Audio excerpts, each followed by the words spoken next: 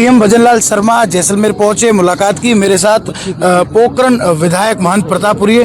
CM Bhajanlal Sharma पहुंचे थे, क्या कुछ उन्होंने अंदर जायजा लिया, क्या बात सामने आई है? बहुत हृदय विदारक ये घटना रही है जैसलमेर की, और राजस्थान पूरे को व्यथित कर दिया और पूरे देश में एक बहुत बड़ी दुख की घड़ी आई है।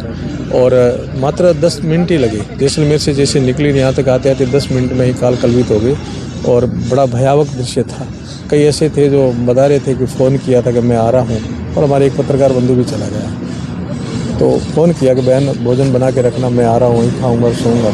किसको क्या पता था कब क्या हो जाए, इसलिए इसको दुर्घटना कहते हैं। आदि देवी का आदि भौतिक और आदि मानविक जो 3 कष्ट आते हैं, उसमें से भयंकर कष्ट आया। और सीएम साहब तुरंत सारे काम छोड़ करके आए, और 2 घंटे में सीएम साहब यहाँ पहुँच गए। हर एक बारीकी से पूछा है कि हर एक बात जानी समझी। बस के अंदर भी गए और फिर यहाँ से सीधे जोधपुर गए हैं। जो घायल हुए उनकी कुछ क्षम पूछने के लिए गए हैं। कितने लोगों की मौत की पुष्टि अब तक हो गई है? 19 तो यहाँ अंदर ही, बस के अंदर ही अग्नि के कारण हुई, और एक जोधपुर जाते समय। तो टोटल जो 35 लोग थे, 19 और 16, उनमें से 20 लोगों की मौत हो गई है।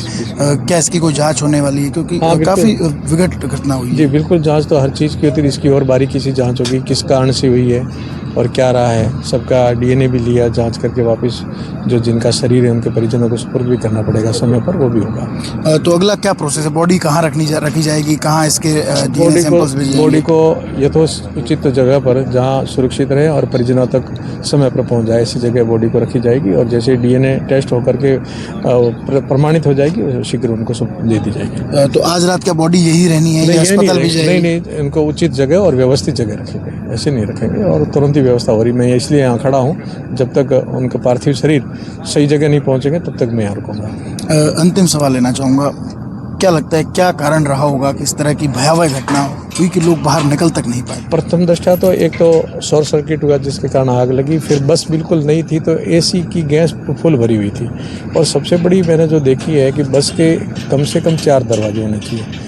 अभी दरवाजे कितने? एक तो ड्राइवर साइड ड्राइवर के निकलने के लिए, दूसरा ड्राइवर के बिल्कुल सामने वाला जो जिसमें यात्री चढ़ते भी है और उतरते भी, वो संकड़ा है। इसकी बजाय ऐसा ही दरवाज़ा एक पीछे की तरफ होना चाहिए, जो अपने बड़ी दिल्ली में या बड़ी सिटियों में 2 गेट होते हैं, इस बस में एक ही दरवाज़ा था। एक पीछे होना चाहिए, एक संकट द्वार ड्राइवर की साइड पीछे और होना चाहिए। तो इतना बड़ा घटना होने में लोगों को थोड़ा टाइम मिल जाता। अब 5 मिनट में 40-50 लोग कैसे एक दरवाजे से निकलेंगे, फिर इतनी भयावह आग। मेरा सुझाव है कि आगे से जो भी है ऐसी घटना में ये सुधार किया जाए बसों में, कि कम से कम 4 दरवाजे दिए जाए और फुल स्पेस हो बस में। क्या बसों की जांच होगी? क्योंकि ऐसी काफ़ी सारे हाँ, अब सीएम साहब के सामने ये विषय आया, बहुत गंभीरता से उन्होंने सुना, और प्रशासनिक अधिकारी भी बड़े गंभीर विषय इसको सुन रहे थे। निश्चय ही आगे इसमें सावधानी बरती जाएगी और संशोधन भी होंगे। क्या मुआवजे को लेकर कोई बातचीत हुई है? नहीं, अभी तो सब दुख की घड़ियाँ में सब दुखी हैं, पर मुआवजे की घोषणा तो होनी है। कुछ बच्चे भी थे इसमें? जी, बच्चे भी थे, छोटी बॉडियाँ हैं, बच्चे भी थे। बड़ी दुखद घटना है। बच्चे, महिलाएं भी थी, कुछ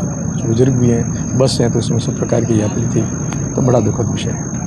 देखिए, कहीं ना कहीं बड़ा दुखद हादसा जैसलमेर की सरजमी पर हुआ, जहां एक निजी बस में अचानक आग लग गई और देखते ही देखते वो बस आग के गोलों में तब्दील हो गई। सीएम भजनलाल शर्मा पहुंचे थे, अंदर 19 बॉडीज़ रखी गई है। कई बच्चे, कई महिलाएं उसमें शामिल है, और हर कोई जो है नम आँखों से इस ओर देख रहा है कि अब इनका किस तरह आगे क्या कुछ प्रोसेस होना है, उसको लेकर भी जो है वो संशय बना हुआ था। लेकिन अब 19 मौत की पुष्टि हो गई। वहीं एक व्यक्ति जो रेफ़र किए गए थे उनकी भी डेथ हुई है। टोटल मॉर्टेलिटी रेट जो है वो 20 बताई जा रही है। वहीं 15 लोग अभी भी घायल है जिनका उपचार चल रहा है। सीएम शर्मा यहाँ आए थे, उन्होंने अंदर की पूरी जानकारी ली, हादसे की स्थितियों को देखा, और जो बसेस है उनमें किस तरह के गेट्स है, उनमें किस तरह की कार्रवाई आगे होनी है, ये तमाम चीज़ें अब समय के साथ बदलेगी।